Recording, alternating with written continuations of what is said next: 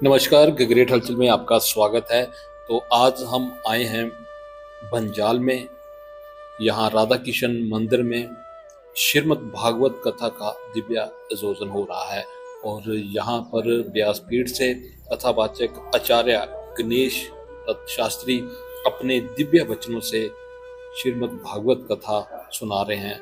ये संगीत से भरपूर इस कथा में आज हम आए हैं और आपको भी इस कथा में हम शामिल करते हैं। और आइए आप भी हमारे साथ कथा को श्रवण करें, सुने और भजन का आनंद लें। और साथ में आपको हम ये भी बता दें कि ये कथा का आयोजन बंजाल कट मोड़ पर जो शनि मंदिर है वहाँ पर राधा कृष्ण का मंदिर भी है, उसी प्रांगण में कथा सुबह 11 बजे से 2 बजे तक आयोजित की जा रही है। तो अभी 2-3 दिन हुए हैं कथा, बाकी शेष 3-4 दिन और चलेगी। तो आप भी इस दिव्य कथा में जरूर आएं।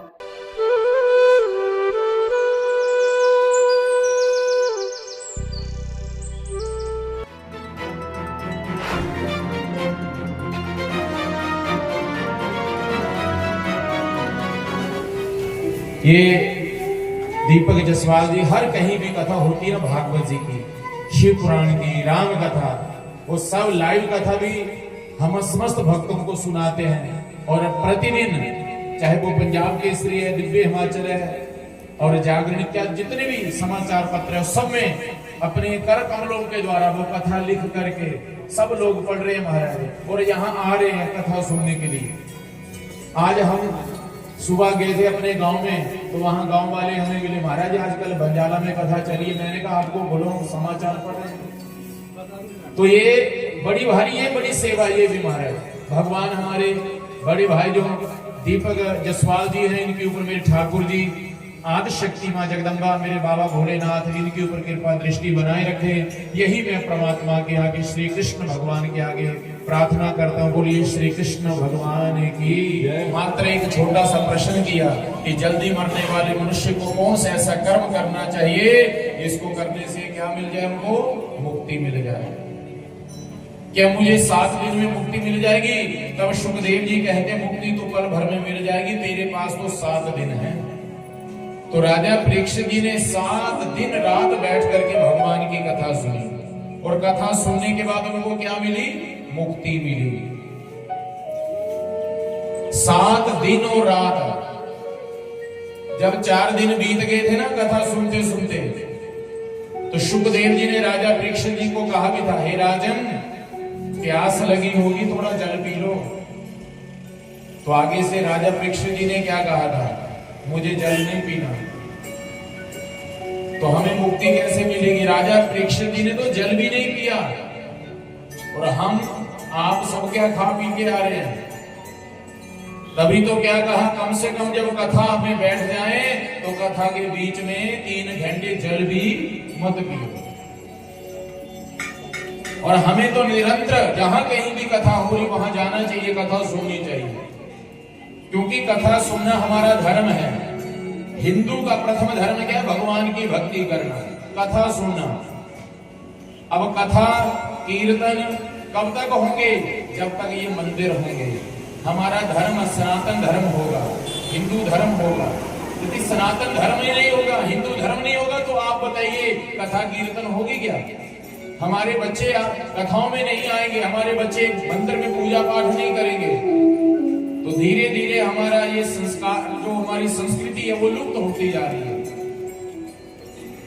राजा परीक्षित जी ने 7 दिन रात बैठ करके भगवान की कथा सुनी, तब जाकर के उनको मुक्ति मिली थी। आपने कथा सुनी धुंधकारी की, धुंधकारी ने कथा सुनी, उसके बाद कोई पाप कर्म नहीं किया, प्रेत योनि में जाकर के भी। और हम एक तरफ से कथा सुने और दूसरी तरफ जाकर के घर में फिर उल्टे सीधे काम करें, तो कहां मुक्ति मिलेगी? मुक्ति उसी को मिलेगी जिसने एक बार भगवान की कथा सुन ली, उसके बाद कोई हेरा फेरी नहीं, कोई पाप कर्म नहीं मारा। और जो भगवान की कथा सुनता है, भगवान के नाम का संकीर्तन करता है, भगवान उसके समस्त पापों को जला करके भस्म कर देते हैं महाराज। पापी कब तक हैं हम? जब तक हमने भगवान की कथा नहीं सुनी। जब तक हमने भगवान के नाम का संकीर्तन नहीं किया, नाम संकीर्तनम जस्य सर्व पाप प्रणाशनम। भगवान कहते हैं तू मेरे नाम का संकीर्तन कर, मैं तेरे समस्त पाप जला करके भस्म कर दूंगा। सो बंधुओं, राजा परीक्षित जी ने शुकदेव जी का पूजन किया और मात्र एक प्रश्न किया कि जल्दी मरने वाले को कौन सा ऐसा कर्म करना चाहिए जिसको करने से उनको मुक्ति मिल जाए। तो शुकदेव जी कहते हैं एक कर्म करना चाहिए, क्या कि श्वास श्वास में कृष्ण भज, वृथा श्वास मत खोए, कि ना जाने जे श्वास की आवन होए न होए, कि महाठगनी जे श्वास है हर पल न भाए। ये सांस आ रही है जा रही है, रुक जाए कब कहां कोई जान नहीं पाए। जो अध्यापक स्कूल में शिक्षा देने के लिए गए, उनको पता था कि आज मैंने शाम को वापस आना अपने घर। सांस कब रुक जाए कोई पता नहीं, सांस आ रही है जा रही है, हम ले नहीं रहे। कई माता कहती है आज तो मुझे इतना काम था महाराज जी, इतना काम था कि सांस लेने के लिए टाइम ही नहीं मिला। और मैंने कहा अम्मा तो फिर चली करने की कैसा है, ये बोली आपका साह लेने का टाइम नहीं मिल रहा। ये देखो हम सो भी जाते हैं ना, परमात्मा ने ऐसा कनेक्शन जोड़ रखा है कि हमारी सांस आ रही है जा रही है। दाना पानी और तीसरे नंबर के ऊपर क्या है, श्वास। जब तक मनुष्य की है ना तब तक वो जिएगा। सबसे पहले मनुष्य का खत्म क्या होता है, दाना। दाना मतलब अन्न। अब आपने देखा होगा कई बार मनुष्य खाना बंद कर देते हैं और उसका क्या बचा है, अभी पानी। पानी पी रहे हैं, जूस दे रहे हैं, और जिनका जूस बच भी जाए उनको जबरदस्ती भी पिलाते हैं। कैसे, हॉस्पिटल में ले जाते हैं, ग्लूकोज आधी बोतल चढ़ गई, 6 बोतलें चढ़ गई और थोड़ी सी बची थी, इतने में जैसे ही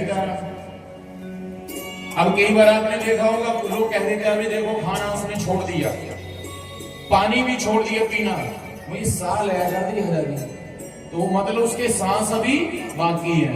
और जिनका एकदम तीनों खत्म, हमारे एक महात्मा जी थे, मैंने शायद आपको पहले भी बताया, गांव गन्हारी के स्वर्गीय श्री महंत श्री व्यासदेव जी, जिनका छोटा नाम था व्यासु बाबा, व्यासदेव जी थे। हमारे जब भी अंदौरा गांव में आते थे, हमारे परिवार में रहते तो बोलो 100 साल जीना हमने। मैंने कहा महात्मा जी कैसे, बोलो मैंने अन्न त्याग दिया है। क्यों, बोलो सबसे पहले मनुष्य का अन्न खत्म होता, मैंने अपना अन्न जोड़ना शुरू किया, अन्न त्याग दिया। 10 साल हो गए, 10 साल मेरी उम्र बढ़ गई। मैंने कहा बाबा जी शायद ये सोचो कि तुम्हारा अन्न ही खत्म हो गया, 10 साल हो गए तो अन्न खत्म है, आप क्या खा रहे हो, फल खा रहे हैं, फल का है, फल खा रहे हो, जब तक वो भी खत्म हो जाएंगे ये सांसों के ऊपर, जल के ऊपर। तो शुकदेव जी कहते राजन, जल्दी मरने वाले मनुष्य को एक ही कर्म करना, चलते फिरते उठते बैठते भगवान का नाम लेना। अपने मन में भगवान को बसाइए। सतयुग से पहले हे राजन कोई नहीं मरता था। जब सतयुग शुरू नहीं हुआ था तो सतयुग से पहले हे राजन कोई नहीं मरता था, परंतु जैसे सतयुग शुरू हुआ, सतयुग की भी आयु निश्चित कर दी गई, मनुष्य की आयु भी निश्चित कर दी गई। सतयुग की आयु कितनी थी, 17,28,000। ये किसकी आयु थी, सतयुग की। और सतयुग में जो लोग रहते थे उनकी आयु कितनी थी, 1,00,000 वर्ष। सतयुग के बाद कौन सा युग है, त्रेता युग। तो त्रेता युग की आयु 12,96,000। फिर कौन सा युग आया, द्वापर युग। द्वापर युग की आयु कितनी? 8,64,000। अब कलयुग आया, फिर अब कौन सा युग है? कलयुग। अब कलयुग की आयु कितनी बताई? 4,32,000। और सतयुग में मनुष्य की आयु 1,00,000 वर्ष। त्रेता युग आया, मनुष्य की आयु में से 1 शून्य कम हो गई, क्योंकि 1,00,000 में 5 शून्य होती है। 1 शून्य कम हो गई। अब कितनी आयु बच गई? 10,000 त्रेता युग में। और जैसे द्वापर युग आया, उसमें से 1 शून्य और कम हो गई। कितनी बच गई? 3, मतलब 1,000। द्वापर युग में मनुष्य जो रहते थे उनके 1,000 वर्ष आयु हुआ करती थी। और जैसे आया कलयुग, कलयुग में आते ही आते 3 शून्य में से 1 शून्य कम हो गई। कितनी शून्य बच गई? 2, मतलब कलयुग में कितने साल जीना चाहिए? अब कौन जी रहा है?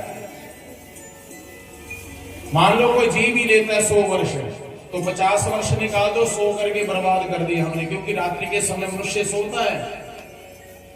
ये तो हमारे जैसे दिन में सोए रहते हैं, रात को भी सोए रहते हैं, है ना जी।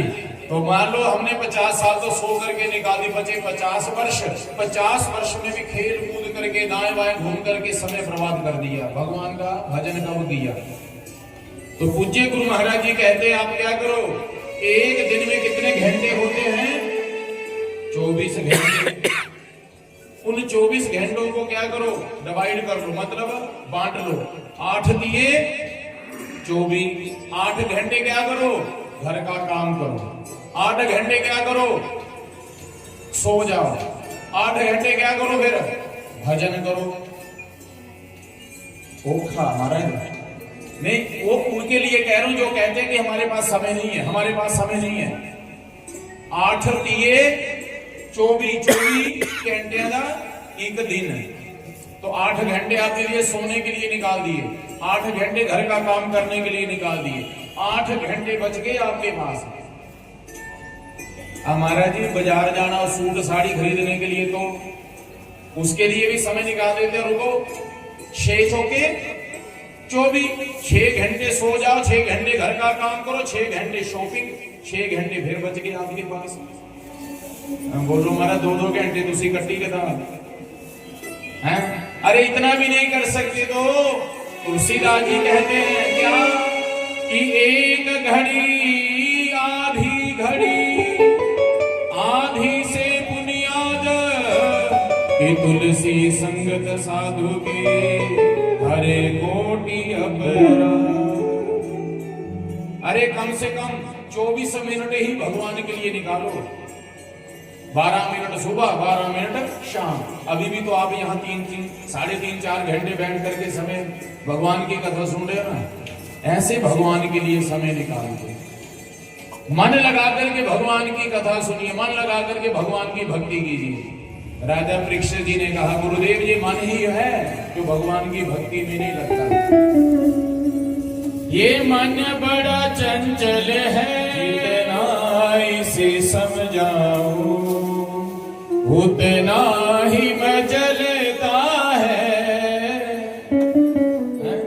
ये मन बड़ा चंचल है। सुखदेव जी कह रहे हैं राजा परीक्षित जी से, हे राजन तुम मन लगा करके भगवान की भक्ति कर। बोलो महाराज मन ही तो नहीं लगता। तो मन को लगाने के लिए कहते कुछ उपाय करो। क्या उपाय करना? बोलो पहला उपाय करो, सुबह उठ करके क्या करना कि जीतासनो जीत श्वासो जीत संगो जतेन्द्रियः स्थूले भगवतो रूपे मनः संधारेत धियः। जिनका मन भगवान की भक्ति में नहीं लगता, सुखदेव जी कहते हैं उनके लिए पहला उपाय क्या बताया? जीत आसन, अपने आसन को जीतो। और दूसरा उपाय क्या बताया? जीत श्वास, अपनी सांसों को जीतो। तीसरा उपाय क्या बताया? अपने संग को जीत लो। चौथा उपाय जीत संगो जितेंद्रिय, अपनी इंद्रियों को जीत लो।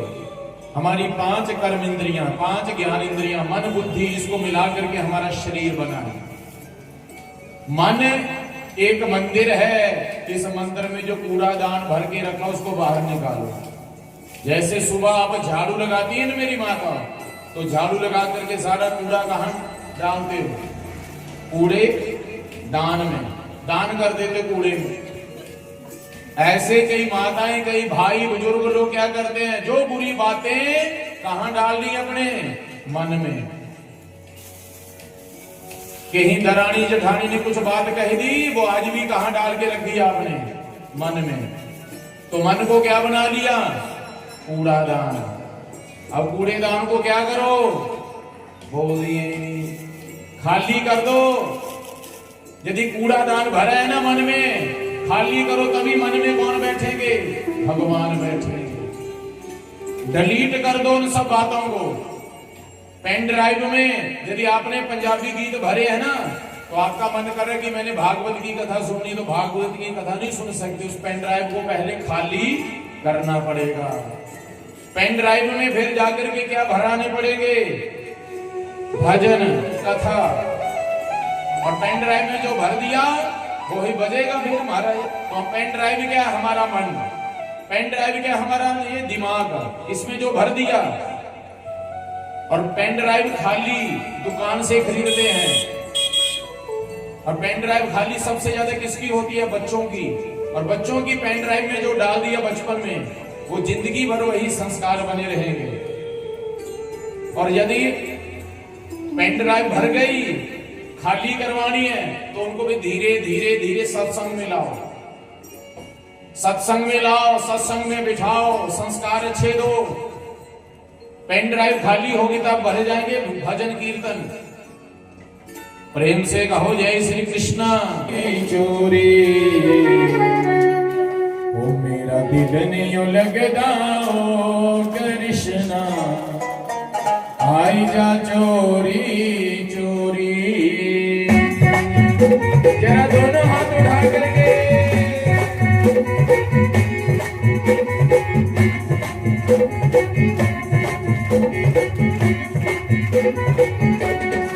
ओ मेरा दिल नहीं लगदा ओ कृष्णा, आई जा चोरी चोरी। मेरा दिल नहीं लगदा ओ कृष्णा, आई जा चोरी चोरी। आई जा चोरी चोरी कृष्णा, आई जा चोरी चोरी। आई जा चोरी चोरी कृष्णा, आई जा चोरी चोरी। ओ मेरा दिल नहीं लगदा ओ कृष्णा, आई जा चोरी चोरी। मेरा दिल नहीं लगदा ओ कृष्णा, आई जा चोरी चोरी।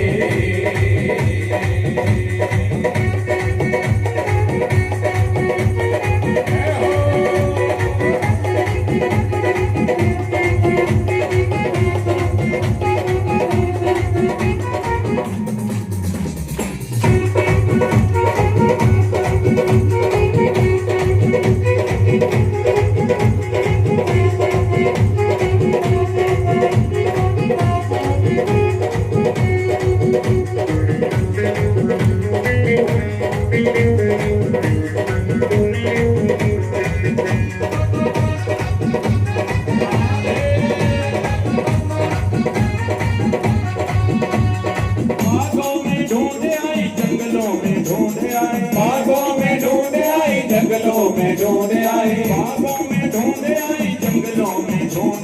बागों में ढूंढ आई, जंगलों में ढूंढ आई। किसी नजर न आया हो कृष्णा, आई जा चोरी चोरी। मेरा दिल नहीं लगता हो कृष्णा, आई जा चोरी चोरी। दिल नहीं लगता हो कृष्णा, आई जा चोरी चोरी।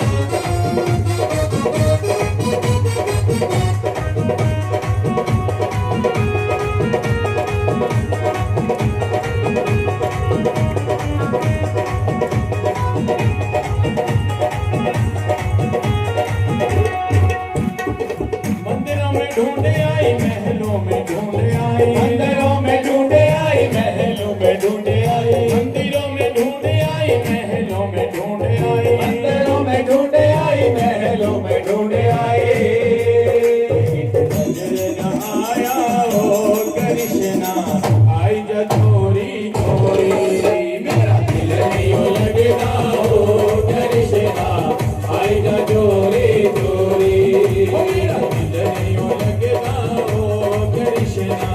आई जा चोरी चोरी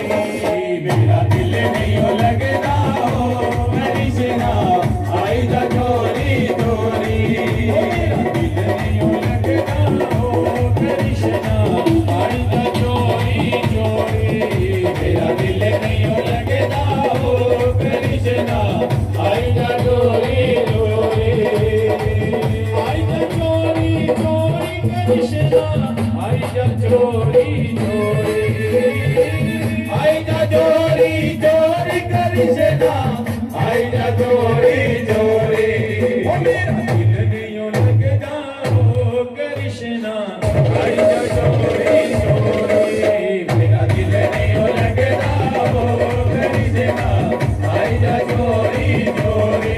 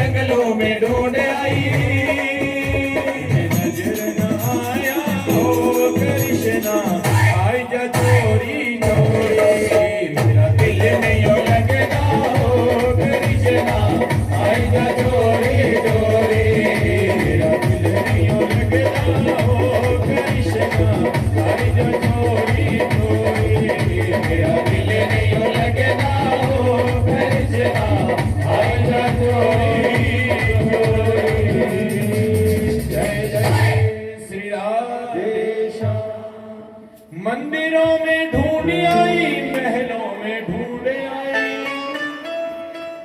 मंदिरों में ढूंढ आई महलों में ढूंढ आई वो कितनी नजर न आया ओ कृष्णा आई जा चोरी चोरी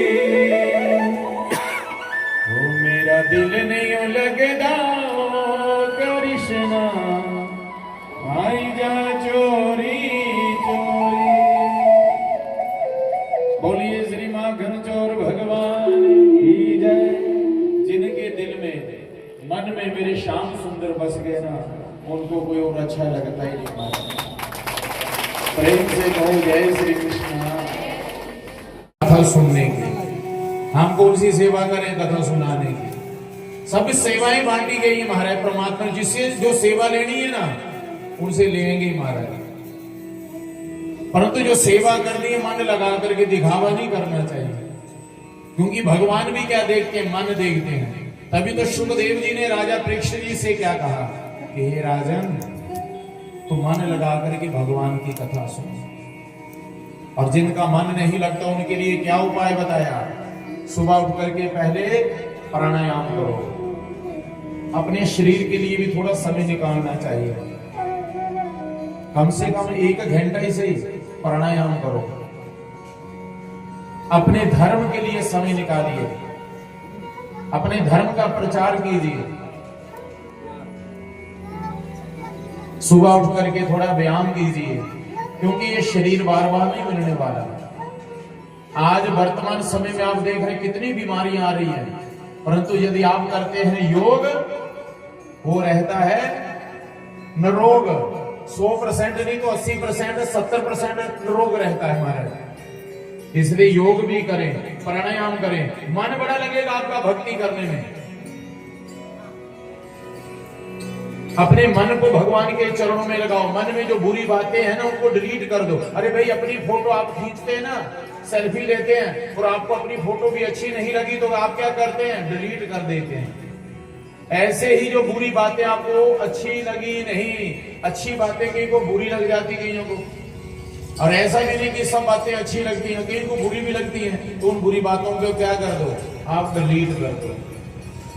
जिन्होंने आपको बुरी बातें कही ना, वो तो वजह से सो रहा है, परंतु हम जिन्होंने सुनी, जिनको बुरी लगी, वो रात दिन अपना बीपी हाई इधर करता, हाय मतलब यहाँ क्या बोलिया है, मुझे ऐसा क्यों कह दिया, मुझे द्राणी ने ऐसा क्यों कह दिया, जेठानी ने ऐसा कह दिया, मुझे ऐसा क्यों कह दिया। अरे उसने कह दिया, ठीक है, तू डिलीट कर उन बातों को, मजे से तू बाहर रख सराने, मजे से सो। प्रेम से कहो जय श्री कृष्णा, जय श्री